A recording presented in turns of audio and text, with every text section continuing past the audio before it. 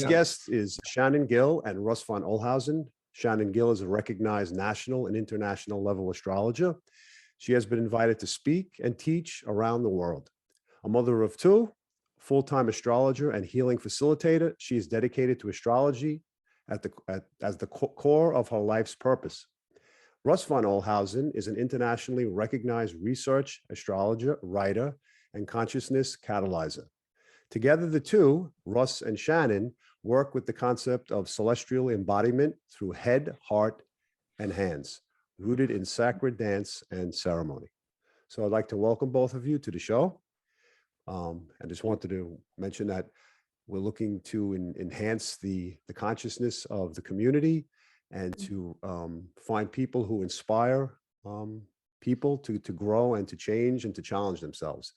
And as we go through these challenging times, many people who are forced to go inward and choose to take that path and to absolve many of the conflicts or the challenges that exist in their lives, many people have turned to astrology, I myself included. Having just a basic idea of astrology and having as maybe a teenager and maybe in my 20s and 30s, I remember looking up the astrology or my birth chart in the newspaper, and I knew that was a sun sign. But as I went along, I realized there's so much more to it, and there's so much more intricacies to it. And while I want to delve into it myself, something keeps me from fully learning about it. Maybe I feel like it's just a lot. Maybe you could break down some of the information and maybe tell the audience what astrology is and how it's helpful for us in these challenging times or in future times to come. Beautiful. Yeah. Well, thanks for having us. We're really you. excited to be here. And I guess I'll just start by saying that astrology has been such a impactful part of my life. I had, like many of us, a lot of chaos, coming into the world and waking up spiritually. And whenever I had my first reading when I was 30 years old, the astrologer was able to recontextualize a lot of the challenges that I had gone through, a lot of the darkness, a lot of the loss and betrayal and depression, so many things that I had experienced, which I now look back and think those were initiations, spiritual initiations. But as a young person, as we know, and especially for the young people today, it's very confusing. Yeah. And so this incredible astrologer was able to show me, that my soul blueprint, my guide from the moment I was born was actually my power. It was actually the challenges that I had gone through and that I was living were actually connected very deeply to my purpose. And so it's been something that from that day on, I knew I was to be an astrologer. But I think your first question was to describe what astrology actually is. So maybe you want to start with that, and then we can go into the nuts and bolts a little bit more. Well, I like the way you put the version of how it impacts you. And, I have a more analytical view of astrology, and I like to break it down into its parts. And my focus is uniting the two halves all together, the spiritual and the scientific parts of astrology that you see throughout history. They were always combined at one point. Most spiritual practices include astrology even today, even if you're not aware of it. But reuniting these two forces of science and spirit really is what I feel like my in general purpose is about. And yeah, I'm having difficulty putting this into words. That's okay. Sorry, go ahead. Yeah, I mean, the way that I understand it, astrology was a part of everyday world from the beginning of time. Yeah. The ancients, they guided every aspect of their life based on the seasons, the movement of the planets and the stars. They built temples and mosques based on those power points in the year, the solstices and the equinox. And then it slowly became how do I want to say it? I would say that it went underground during the Dark Ages because it was direct knowledge. It was direct guidance to where if we understood that we didn't need to have a priest or the government to tell us exactly how we needed to guide our life, then we can't really be controlled. And so a lot of these ancient sacred sciences disappeared and were even outlawed because it gave us a level of empowerment that wasn't really helpful to the powers that be. So astrology is not, the way that I practice is not something that's predictive. We're in this dance together. So the movement of the stars and the planets is reflective to the psychological and soulful experience that we have as human beings on the planet. Right. And so if we can align ourselves with the energies and the process that the planets are going through, it becomes a guidance system. So a lot of people, some people practice like more of a predictive type of astrology. And for me, I've always thought that astrology is a meeting of fate and free will. I will never sit with somebody and tell them that this is going to happen for sure in your life, next year at this date. What I'll say is there's an energy that is rising, and here are the archetypal qualities that it's going to be expressing, and here are your choices on how you meet the energy. For instance, if you know there's a storm coming, you put on a raincoat. Right. And so it's a way that we can actually dance with the energies, find alignment with the energies, create vessels for the energy to move through so we're not knocked around by it. So in essence, the energy is, like you said, it's the rain coming, and it's the person who needs to put up an umbrella to block the rain as opposed to just complain about the rain hitting them. Exactly. Yeah, we actually have more power than I think that we realize. And that's part of the ascension and awakening process that's happening right now on the planet, is realizing the connection to our higher self, or our God, goddess self, that when we find coherence or alignment with the energies, which includes the planets, the frequencies around us, the seasons, then we actually become more productive, more creative, more powerful to meet the challenges of these times. Yeah. I found it difficult to answer that question for a moment because I also look through a scientific lens. I see things coming from the quantum level, the atomic level. Right. What's happening with what Tesla has described for us as everything is energy, frequency, and vibration. So that's also underlying everything that we teach. So it's not just what's happening here in this reality, what we see around us, the matter world. It's what's happening on levels below us, the quantum realm. It's also the spiritual dimensions interconnected to that. What's happening with soul's purpose, with evolution. So when you begin to combine the two sides of this, the scientific and the spiritual, and unite those in a language, you begin to see a way through what's going to happen to us, what's happening to us now, whether it's your individual life purpose, how we get to that and get through that, and or what's happening to us now collectively with the vibratory field. It's starting to increase. We all feel it. There's something happening, or we wouldn't be looking for these answers in the first place. And astrology's always had them. That's why they've been considered sacred from time immemorial. Yeah, it's funny because most people, when they look at their horoscope, are always looking for the positive in the alignment, and and yet it's the dark parts of ourselves, or the aspects of ourselves that are hidden that we don't want to look at, that probably make the most impact and change on our lives. Are we fated with what the horoscope says about us, or do we have the ability to, as we said, navigate through those dark waters, or learn something from them, or both? Well, like I mentioned, I think it's a meeting of fate and free will. Okay. But it's one of those things. We live in a dual universe. And so even though you feel like you have free will to make this choice, which on some level you do, after you make that choice and you look back, you say, oh, that was definitely meant to be.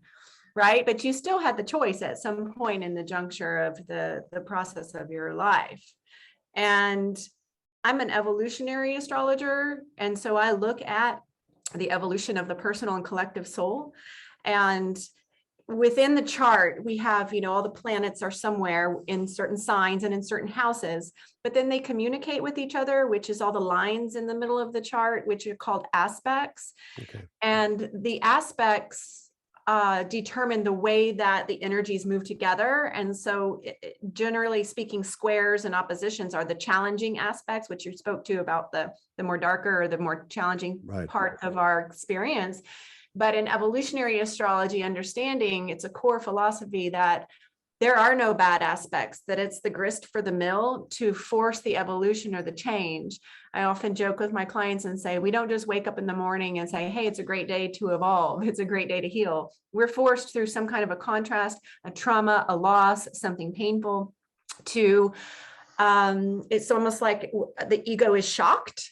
And it goes into a process of descent, which means into the deeper parts of ourselves, to reorganize in an alchemical fashion to then be reborn. I always say and refer to the seasons, just like right now we're in Scorpio season, which is about this process happening naturally with the plant life, you know, the trees, the flowers, everything decays and dies and then goes into the compost and then is reborn in the spring. We do that also on a soul level as human beings because we're not separate from nature or from the stars. And what's beautiful is that the chart can actually show us in more specificity, where are we being asked to heal, evolve, and change? Where's the shadow lurking? What is our greatest potential? What's our soul's contract? And looking at the soul from a multi-dimensional, multi-life level and looking at the karma that we're traveling with through multiple lives. So the chart holds so many keys to unlock the process through. And so we can find greater alignment with the truth of who we are.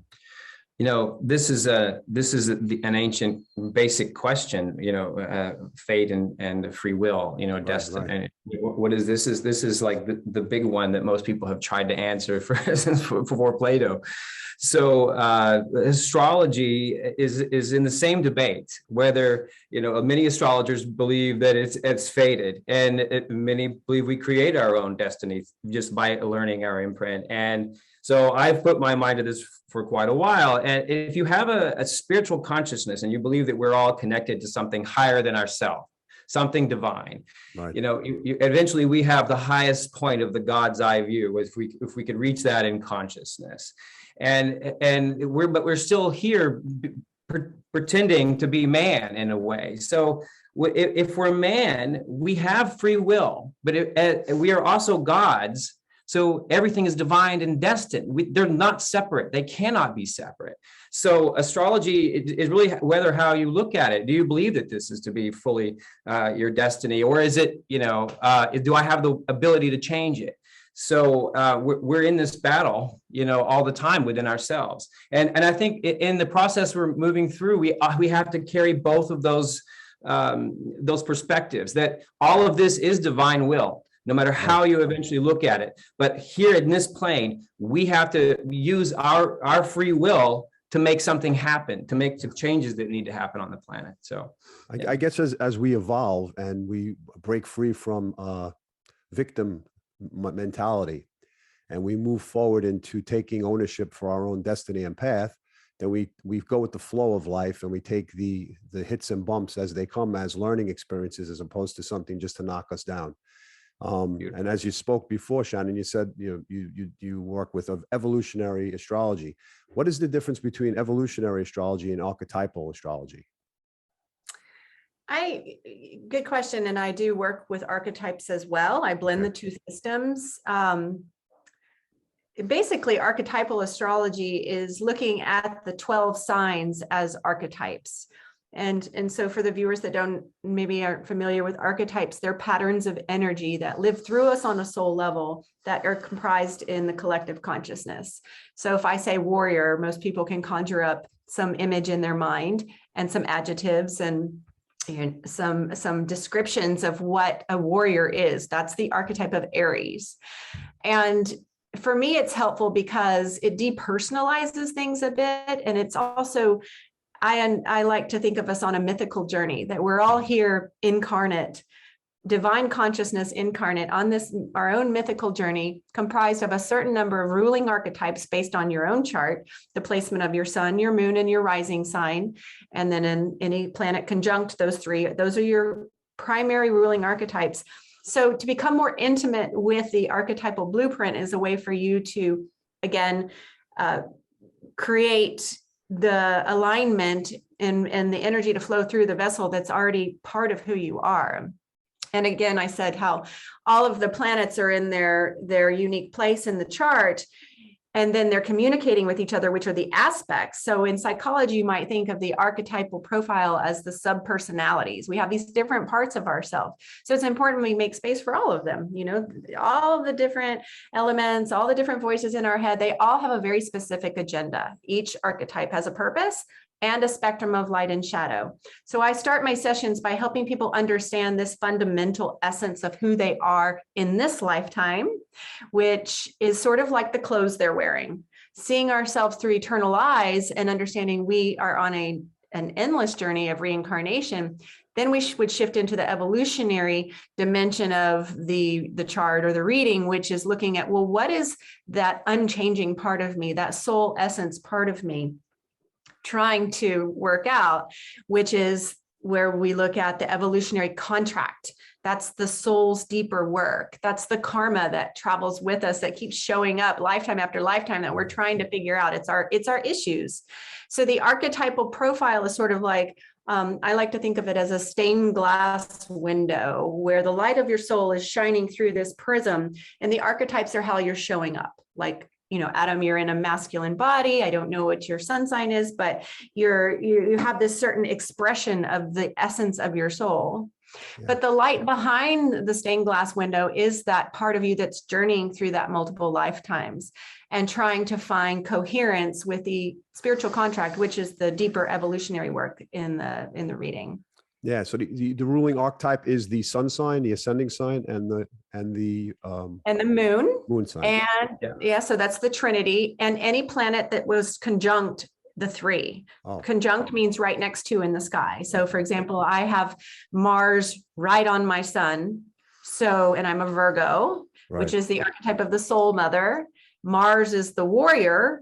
And so that gets infused into the sun. So I become a warrior for the mother.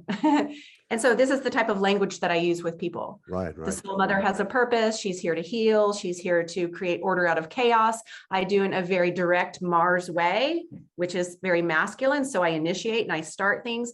So you can see just in this one example, how it helps people to become more deeply intimate with these energies that are part of who they are, which is extremely empowering. But then every archetype also has a spectrum of light and shadow. So it's also very important to know, well, what's the shadow of Virgo? Well, if we're here to create order out of chaos, we're looking for problems to fix, we can become hypercritical or perfectionistic.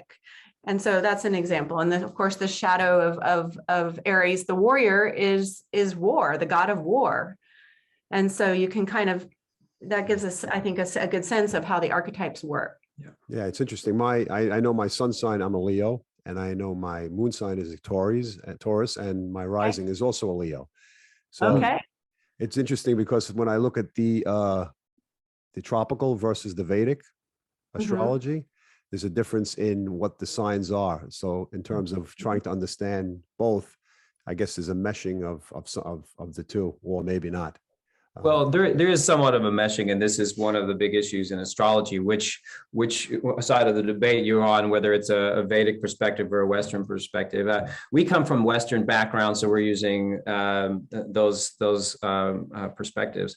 But you know, you fit the bill of the Leo, double Leo, because you're on camera. You know, just the fact that you are doing what you're doing is that's a part of that reflecting. I'm also, the lighting was very good, by the way. Yes, it's like you've got to be seen just a certain way. Yeah, no, but it's true. It's like, but that's where you shine the most. You know, doing that's one of your gifts. The double Leo is you need to be doing exactly what you're doing. So you found a way to make that happen. You know, I'm also a Taurus moon, and you know, part of that right now, you know, Taurus is learning a lot because Uranus is passing through the sign of Taurus. So it's really bringing Uranus is the higher knowledge into Earth. Taurus is an Earth sign. Right, so Uranus is also related directly to astrology. So it's infusing astrological knowledge and making us, if you're not already curious, you're going to be curious because Taurus wants to feel what's really happening. You know, Taurus is a feeling sign. So, you know, when you start speaking in this astrological language, you can begin to see things a little more clearly. you know, and it helps contextualize a lot of what we're going through individually and collectively. Yeah. As we live many lives, do we come into the world reincarnate in a new astrological sign in order to learn the lesson of that particular sign?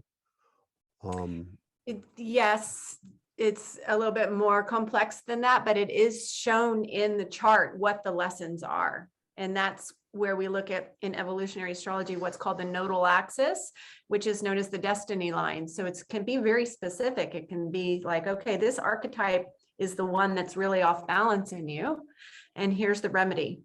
And so it's super helpful. It's like a puzzle, putting it all together. So is that the north and the south nodes? Is that exactly? Okay. So there is a nodal shift that's coming about, correct? Yes, Or... there definitely is. That's a very important topic. So we'll go into that definitely. Yeah. So. Okay. So if maybe you could just get into the inner and outer planets. This way people have an idea of like a one word or two of what describes the inner planet and the outer planet and the difference between the inner and outer planets, their location and their effect on us, maybe. Sure. So the inner planets are what are called the personal planets. And so they affect us personally. And then the outer planets are the transpersonal planets. They affect the collective. And generational as well. And generational. And so the inner planets obviously move much quicker. And so, for example, if we're talking about, well, there's the inner planets in your birth chart, and then there's the transiting planets. And so I'm guessing you're asking about it in the birth chart. In the context of our personalities, of like what happened. Sure. Yeah, the sun. Go ahead. You know, the sun is at the center of the solar system. So really, that's yourself. Your sun sign reflects the archetype of, or I used to describe it in terms of like of the food. You know, if it's Chinese food, if it's American cuisine, if it's Italian, and then you start breaking those little pieces down.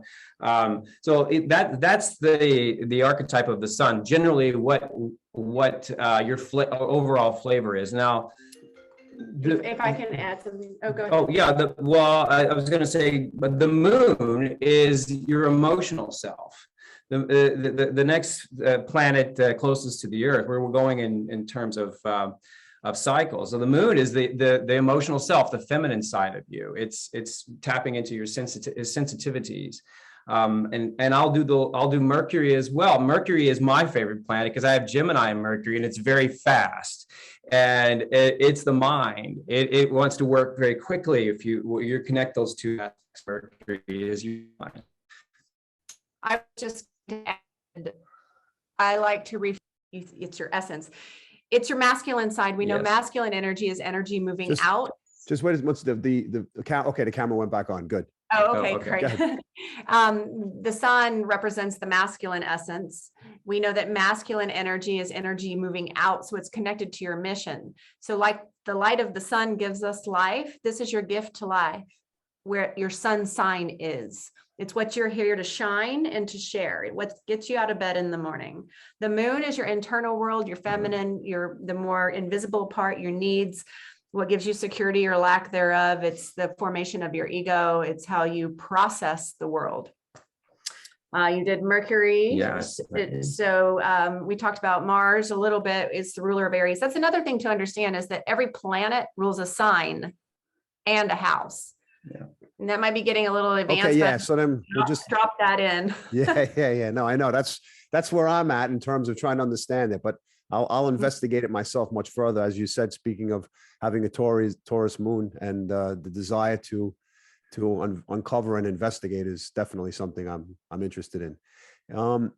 We're shifting from the age of Pisces, of duality, into a world or a new order of the age of Aquarius.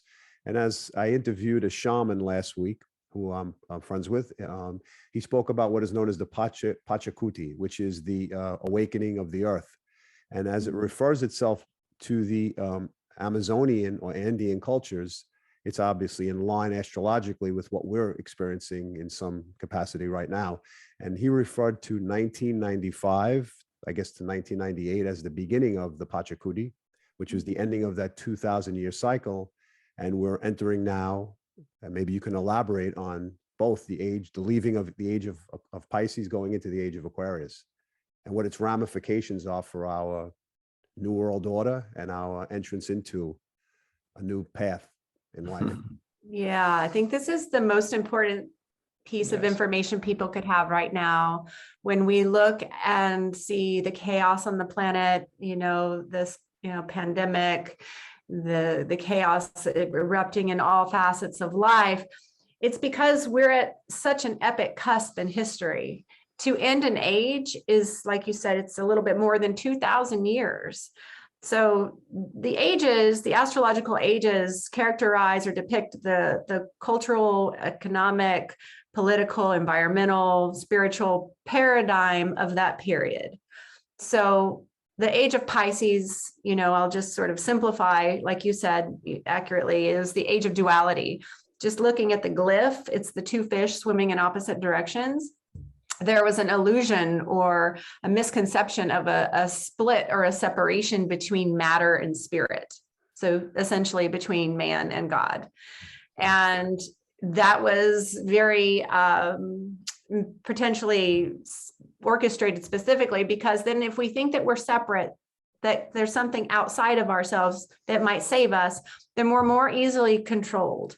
So there was government/religion, which was a prevailing system during this age of Pisces, the age of the hierarchy that prevailed. And this is where we have hit the end of this time, the cusp, the end of the age of Pisces, and are now beginning to emerge into this age of Aquarius, which is the awakening, the return to the actual reintegration of duality, the coming back of the Purusha, the one mind consciousness, where we remember intrinsically, we are not separate. We are actually the divine creating and experiencing itself. Yeah, and to add to that, looking at the context of the age of Pisces as this duality, the two fish going in opposite directions. One could be perceived as also the spiritual mind that happened in the first half of that first 1,000 years was about the church, and it was built on hierarchies of spiritual systems. And then about 1,000 years ago, it began to switch into a golden age, a new age of reason. And then finally, we've reached an apex, an epitome of that, of a mechanization and industrialization and despiritualization. All of that has happened because of this switch and this separation between spirit and matter. And now at the beginning of age of Aquarius, those two have to come back and reconcile, because they are actually not separate. And the age of Aquarius is the yoking, the reuniting of those two principles, as well. So it's almost as if the universe is giving us like a string that it's dangling in front of us, and making us either commit ourselves to chasing after something or being patient and waiting for our own evolution, in essence. In other words, we're given all these conflicts, which are great distractions from our own personal growth. And we wind up sometimes getting distracted with the aggression, with the violence, and with the rhetoric and the propaganda, in order to keep us glued into something. And even religion itself, like I know people, for example, that I work on, I do energy work. And one of my friends who I grew up with, after I do the energy, and he hits a point where it's too much for him to deal with in terms of the spiritual growth, he'll say to me a week later, I don't believe in that stuff anyway. Or a friend, when I bring up the term religion, it's almost as if putting garlic in someone's mouth. They don't want to hear it, but yet if it's explained to them in a digestible manner, then people will take the information on. And I guess we're going through that period now where people are edging closer to wanting to open the door, but it's walking a slight tightrope for them, and they're afraid they may fall off.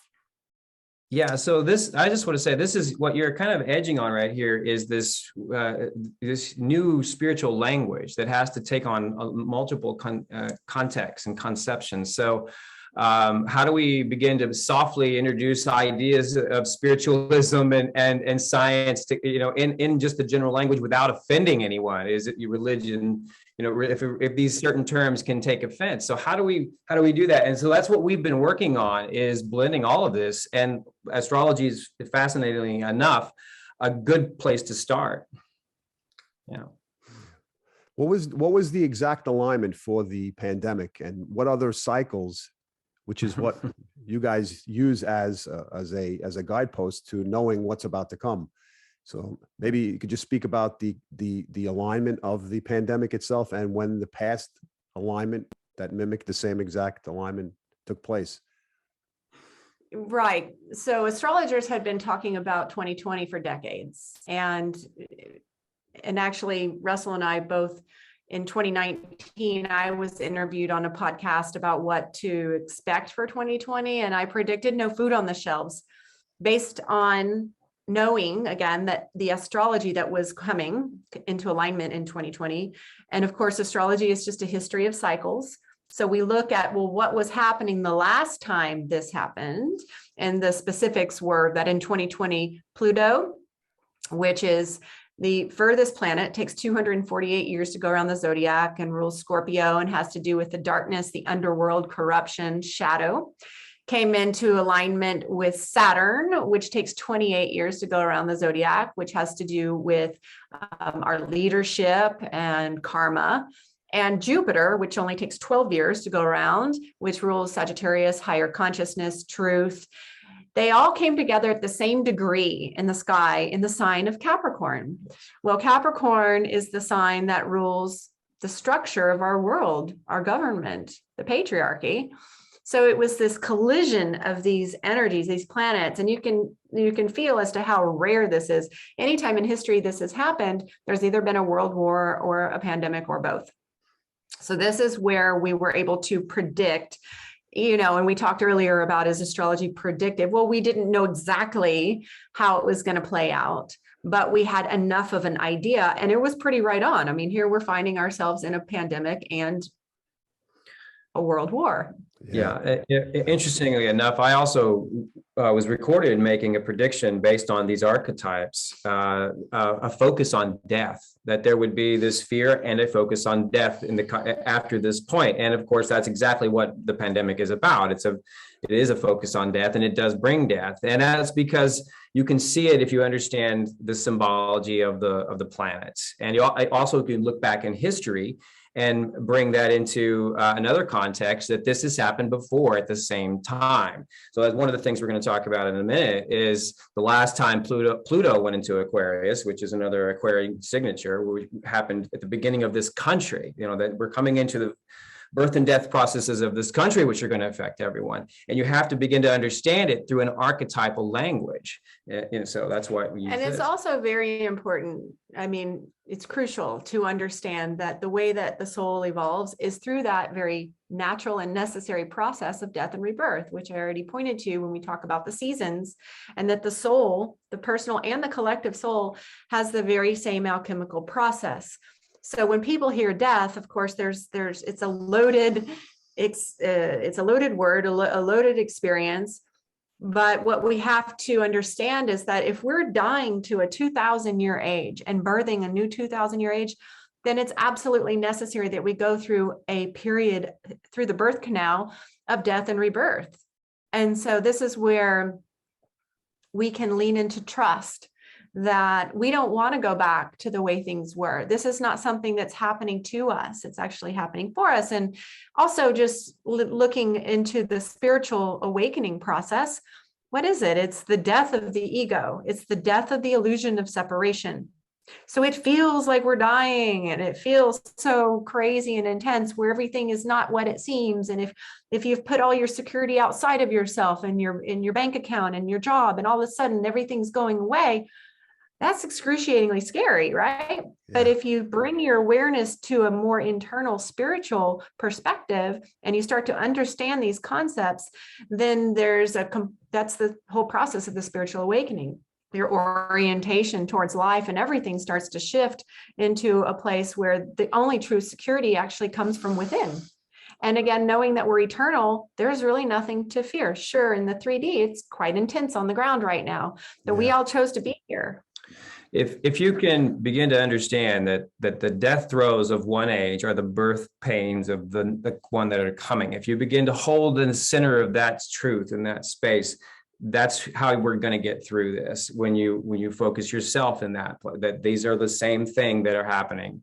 So yeah, it is a birth and death process happening simultaneously. Yeah, what's interesting is I think, having done the work personally on my own personal level through the years, the planets would naturally absorb that evolution, and then they spit it back to you again, and you see actually your growing pains and what you've actually learned in your own life.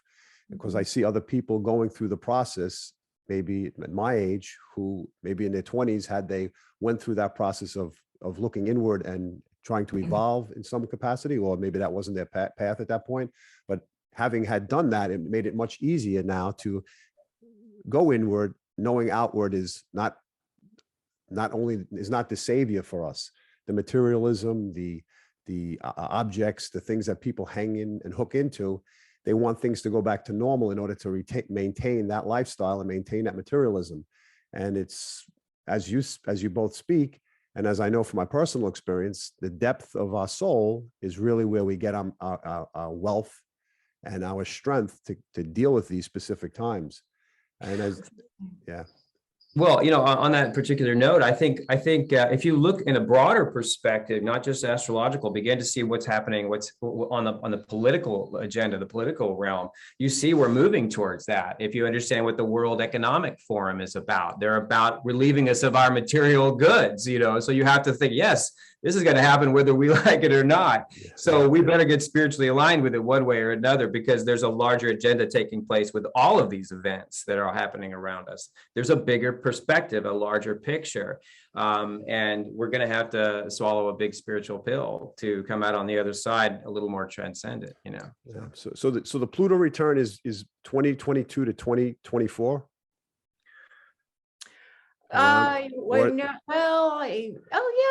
Because Pluto is such a slow moving planet, the exact hit is, I think, February 18th or February 20th. Yes.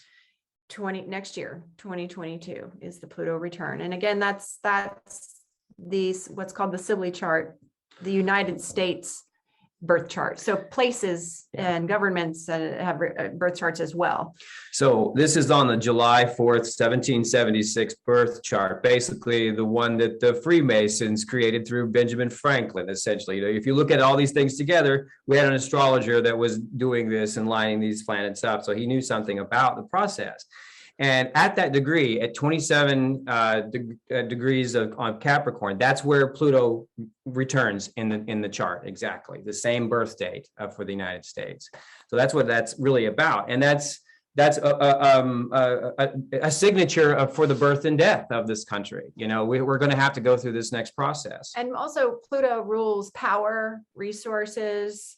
And then we spoke about each archetype has a spectrum of light and shadow. Well, Pluto, the shadow of Pluto is corruption and destruction. Resources, yeah, we can already feel, we're already so close that we're feeling this already. This is not something that happens overnight. We've been in this process of building towards 2020 since the 60s, really. Yeah. With 2012 being a big mile marker, and then 2020 being sort of this, what I feel is sort of the big collapse before we truly emerge into this new Aquarian paradigm. So we're sort of like farmers planting seeds for this new world. And we're very much in the shadow of Aquarius right now, because if we think about the new Aquarian paradigm, it's about us waking up to being one spiritual organism, one human family, one consciousness, and working together to create community, government, school, all the resources working in harmony together. And what has to happen first is the big revealing. That's why many people refer to this time as the apocalypse, because that's literally what apocalypse means. Of all the corruption, of all the ways that we're out of alignment, of all of the ways that we've been misusing our resources. And so that is being revealed so that we are very clear at what is needing to be transformed. And to put this into historical perspective, which is something I like to do comparatively, what was happening at what we're calling a return? Well, where was it when this happened, when the birth of the country took place? So this is right before the American Revolution. This is what led to these revolutionary times. we're at the same point where all the pieces were coming into play to change the whole nature of this country, and we're here again. So thinking about that, like it's going to be a spiritual revolution, it's going to be a political revolution, it's going to be a changing of everyone's perspectives about how things should be run on the planet in general. But because the United States leads the way, that's why it's important, not just the fact that it's just our country. It's like the United States actually is at pretty much the top of the food chain in most everything. So as the top of the food chain goes, so goes the rest of the globe. And that's going to create a whole process that we're about to move into. So. And it's, we're talking about the Pluto return for the US chart for next year, but what's going to be coming shortly after that is Pluto's ingress into Aquarius. So right now it's at the last degrees of Capricorn. So remember, Capricorn is the system. So it's doing this slow destruction, right? Demolition of this last few degrees of the system. And then it emerges into Aquarius. On March 23rd, 2023, it's going to dance back and forth over the 0 degree cusp because of retrograde through 2025. And historically, anytime Pluto's moved into Aquarius, it was not just a local, but a global revolution. So this is building. Yeah, so this is a 248-year cycle. So we're talking about what happened 248 years ago was the revolutionary times of both the American and French revolutions and everything that changed the face of Europe. So we're looking at that level of change across the planet itself. And I think we're seeing signs of that already. If you have your ear to the ground and you know what's happening, not just paying attention to one or the other, you begin to see this. There's revolts happening globally, but it's all being censored. Yes, you have to be on alternative news. Yeah, no, the 3D person in me says challenge, challenge, challenge, and get myself completely distracted from the journey of the soul of recognizing the patterns and cycles that both of you mentioned as being a natural occurring cycle or something you have to just deal with and go along with to reshape our own selves. It's almost as if building a house and you start building the bricks a little crooked, and the house is built crooked for 200 and something years, and then all of a sudden somebody knocks it down and says, "Why'd you do that for?" Well, start all over and build it straight. So I guess that's what we're headed for. But be that you're not asking for predictive astrology, but based upon the fact that you've known the cycles and you have great insight into what's taking place, what do you see as being the 2 + 2 final number? Well, I think it's inevitable that we're going to go through this time of alchemical change. So we can talk in generalities, knowing that this is how we evolve. I don't think we're supposed to be able to see all the specifics of it. Okay. I think it's inevitable, and we're already in it. We're already feeling it. It's just going to escalate, and it's going to intensify. Well, if you look at it on the movements of the cycle moving forward, we're moving into what would be called the first decan of this age of Aquarius. And this is the first 700 years. And that is the reyoking. If Libra is a rebalancing sign. So there's like signs within the signs, essentially. So there's like the first portion that we're moving into is a rebalancing process. And it's also meaning a reunification of the spirit and the soul. It literally, in the language, the yuga comes from like the Kali Yuga. The age is linked to this same process. So, but this reyoking of mind and spirit and everything that's gone awry in this planet, we have to get our purpose back to the same purpose and quit destroying the planet. So that's part of the process. The first, you asked, what's the ultimate number? Well, ultimate number, we're going to get our act together, eventually, but it's going to be a painful process getting us all through it, Yeah. So what will be the common theme for 2022? Well, I feel that things are going to build. I think that things are going to become more intense from a 3D perspective, that we are just barely getting into this sort of transformative cauldron, if you will. And so I also feel that more and more truths will be revealed.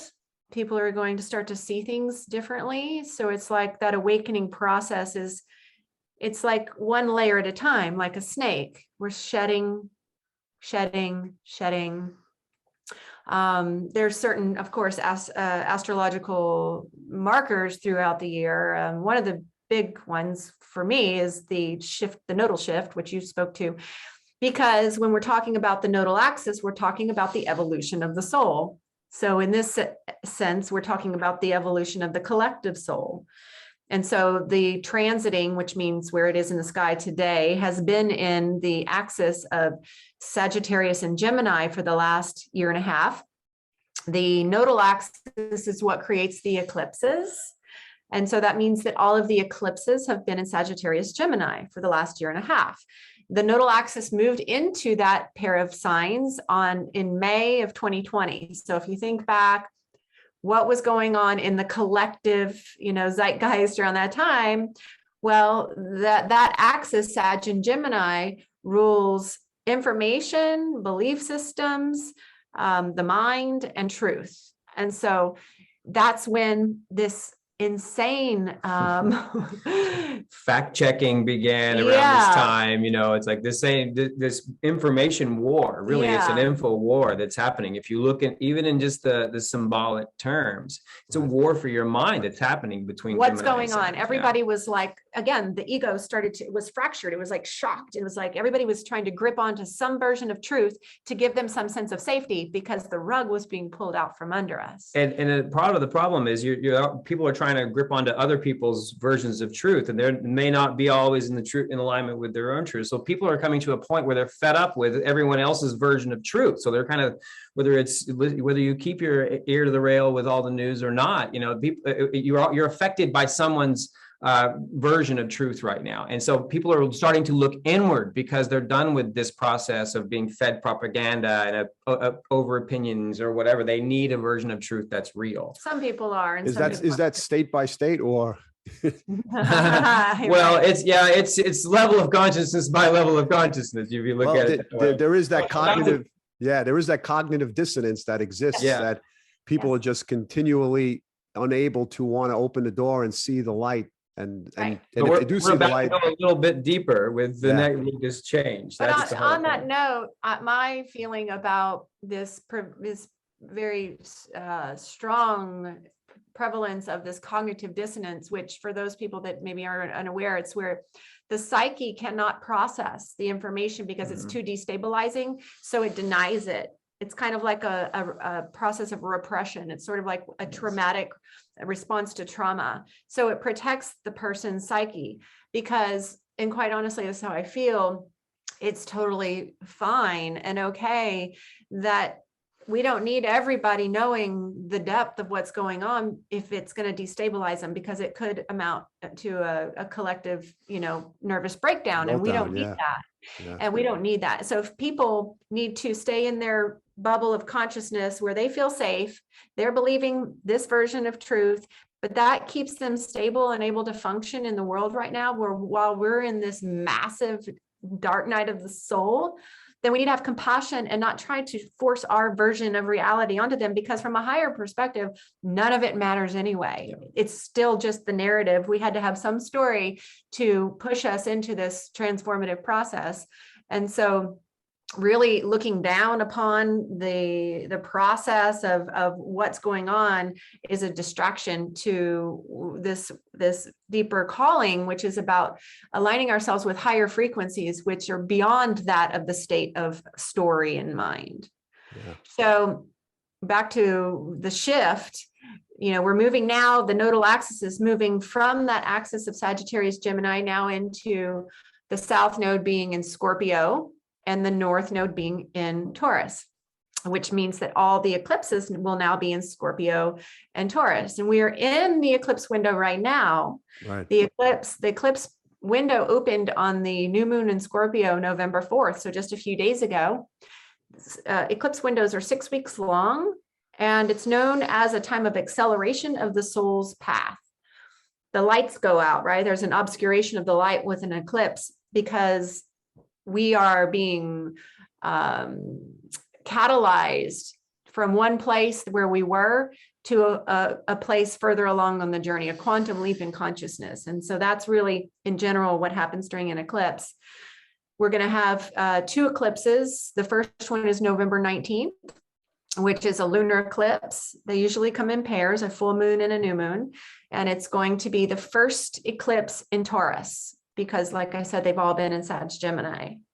And it's going, a lunar eclipse is a supercharged full moon. It's the end of a cycle, right? It's a culmination, understanding we're always dying and being reborn. And in Taurus, we think, okay, well, what is the Taurus archetype about? Well, it has to do with our safety and our security, it has to do with the earth, has to do with our resources, our finances, has to do with our values. Something is being shifted collectively, because we're talking again about the transiting nodal axis. So we're all in this sort of archetypal stew. Right. And then there'll be a solar eclipse 2 weeks later on December 4th, which will be the last eclipse in Sagittarius of the cycle. And because it's a solar eclipse, it's a new moon or a birth of a new cycle, which could be months or if not years. That's how powerful the eclipse, the shifts that happen during an eclipse are. And it's in Sag. So again, Sagittarius is higher consciousness. It's our belief system. It's our philosophy. It's our version of reality. So we have one last chance to take a quantum leap in our perspective and our understanding and our truth around where we are on the planet. And then you would look at where these eclipses fall in your birth chart to know more specifically how it's affecting you. The eclipse window will close on December 18th with a full moon in Gemini. So for the next 6 weeks, we are in this time where the grounds are shifting. It's really important to slow down, pay attention to subtlety and nuance, because we get signs. Things are a lot more potent on a spiritual level during an eclipse. Yeah. So what do you suggest people do during these times, during the eclipse period? Well, it's important, I think, to know the content of where the eclipses are falling in your chart. That gives you the specific area to focus on and work with. And for example, for me, they're falling in my 4th house of home and family. And we're looking at, well, are we going to move? Are we going to stay here? Is there something ending, right? Lunar eclipse is a big end. So you can see just by knowing the chart, it gives you information. But I definitely recommend, like I mentioned, slowing down, going more into meditative space, paying attention to signs, asking for guidance. If there's something you're working on, trying to clear in your life, like a wound or a pattern. Monks used to think that deeds, thoughts, and actions during an eclipse window took on like 10,000 times their weight. So you can have a massive healing or acceleration of your spiritual work during that time if you really focus on it. It's a time to be extra cautious and careful, because again, if you think of everything as metaphor with the planets, when the lights go out, that's our control function, our mechanism of our mind and our consciousness.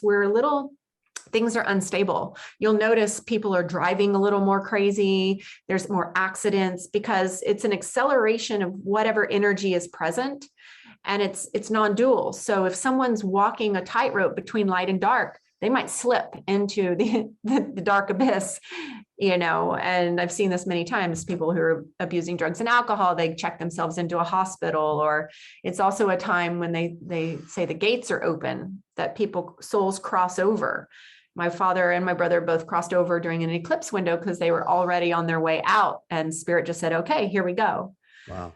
So it's a time of intensity, but it's a very creative time. Really massive manifestations can happen and pop in all of a sudden as well. So big endings, big beginnings, spiritual awakenings, leaps in consciousness are all themes. Yeah. Maybe you could just touch upon your own personal lives with the celestial embodiment and basically what that is.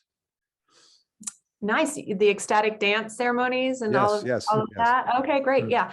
Well, for me personally, I mentioned I went through a lot of dark night of the soul as a young person. And I learned after going through like 6 years of therapy and still feeling sort of heavy, that it was music and bass specifically and dance that gave me true healing and levity to help me to feel back into unification with the higher source. So I went on to study expressive arts and healing. And in 2005, I founded the Ecstatic dance community in Boulder and seeded a dance in Denver in 2006. And so it's basically a sacred space that we create to press pause on the cognitive mental functioning and allow ourselves to just tap into frequency. It's very shamanic in nature. It's basically rooted in shamanism, where the shaman would, go into trance state with the drumming and be able to ascend into these more subtle layers of consciousness and get messages from spirit. So it's very much like that. And then we bring in the astrological current tapestry, and that'll be partially the theme that we will be dancing with and working with. So it's a way for us to also just find alignment, deep embodied alignment with the planets and the seasons, and have a real transformative, ecstatic, reverent experience. Well, my story is kind of the opposite. I came into this process of being more heady, more intellectual, and I couldn't even dance to save my life back, even probably before I met her. So there's the opposite side of this. It's the mind and body coming together here symbolically as well. So I went into this process with her, bringing my stuff, and she brought her stuff, and we figured out how to create this next level of ecstatic dance movement, which we're actually beginning to teach a little more here. I heard in one of the interviews that your house, or is it pyramid shape, or built on the degrees of the pyramids of Giza? Well, it's not our house. It's a retreat center where we're looking at building a house. So, but there is already a pyramid built here. And yes, it was so strange because Spirit has a strange sense of humor sometimes. I actually lived out here on this hill 20 years ago, and it's brought me back out here for some completely different reasons. And now there's this pyramid, and I happen to have already known that this structure was built on the same exact pyramid of the lines of Pyramid of Giza. So it just makes you wonder a little bit about these mysteries, because it was not intended that way. Yeah, but this is where we live. Yes. Currently on the property right next to the pyramid. This is where we teach, and this is where we dance, and we do yoga. So yeah, I've had that experience when I was in Sedona. I remember being in the cathedral or on the rocks themselves, and I felt that high energy vibration, and it almost made me cry. Well, it did make me cry. My girlfriend was crying. I was crying. I was sitting there in the church, and I said, "What is that?" And it was like almost a panic attack came over me. Wow. So I can imagine. Well, Taurus moons are softies. Taurus moons are softies as well. Absolutely. Absolutely. Is there anything else you'd like to share with the audience on the structures of astrology, or upcoming workshops, or any type of information? Well, I'll just say in general to trust the process, to the way I'm guiding my clients right now is there's 3 things to be focusing on so that we can relax through this shift as much as possible. And it's sovereignty, sustainability, and frequency. So working on your own frequency, which is basically staying in a high emotional state. I didn't talk too much about the shift from in the nodal axis from Scorpio to Taurus. And I'll just say briefly that the South Node in Scorpio is the shadow that we'll all be needing to sort of intend not to get lost in. There's going to be a lot of darkness. There's going to be a lot of transformative energies that looks like chaos. The North Node is always your saving grace. It's your North Star that you're reaching for to balance that equation. And it's in Taurus, which is about pleasure. It's about embodiment. It's about art, creativity, connection to the earth, good food, anything that makes you feel happy.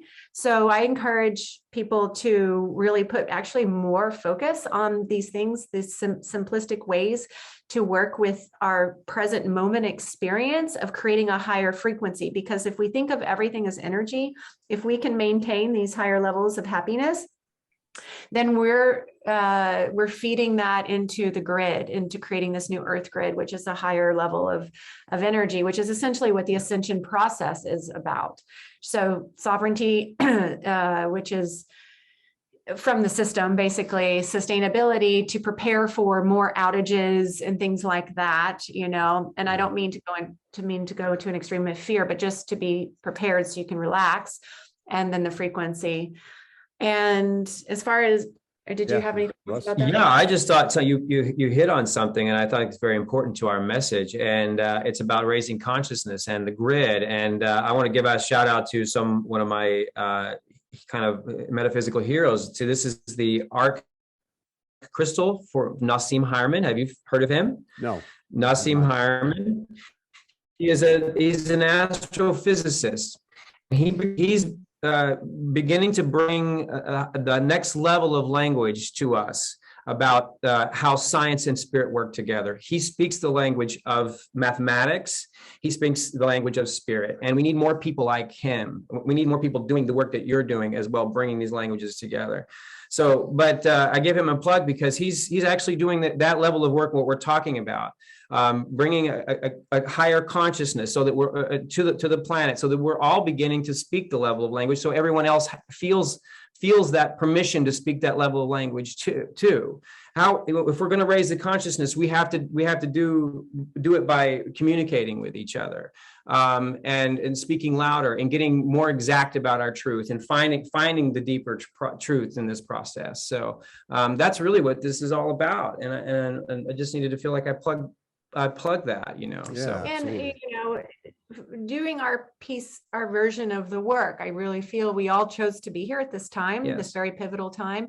And we have a map, we have our chart. So that's a great doorway in for people, if this is new to you, to just have a professional astrological reading, to have an understanding of what is my part of this equation. What is my light? What is my gift to life? What is my karma I'm cleaning up? What do I need for security? It's all there. And if all of us are employing this to the best of our degree, then we're truly leading the charge. We're midwiving this new age. Yeah. Where could somebody get in contact with you to get a reading? Thank you. Yeah, I just through my website, you can schedule directly, which is shannonleegill.com, and Lee is spelled Lei and Gill Gill. Okay. And Russ, would you like to mention?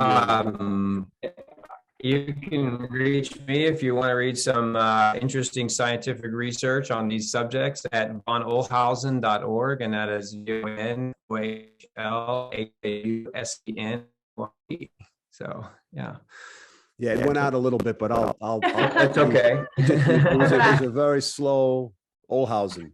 Oh, okay. That's probably good. It's hard to remember how to spell that. Well, Yeah. if someone was interested in learning German, then they'd learn how to Ohlhausen. Oh, okay. Well, I actually spelled it all out. I don't know. You know, I lived in Germany, and I speak German, so I know when I saw the name Ohlhausen. Yeah. All right. I want to just thank both of you for being here and bridging the gap between the 3D world and the 5D world, and clarifying a lot of the information for myself, and I'm sure for my audience. There are people who know a lot about astrology. There are people who are at different levels, but you've brought it a little bit more concise and more comprehensible. So I want to thank you so much for that. You're so welcome. Thanks for having us. And I want to thank you for spending the time with me. I appreciate it. It's been a pleasure. It's an honor. Thank you very much. Same here. Work you're doing. Yeah. Okay. Thank you.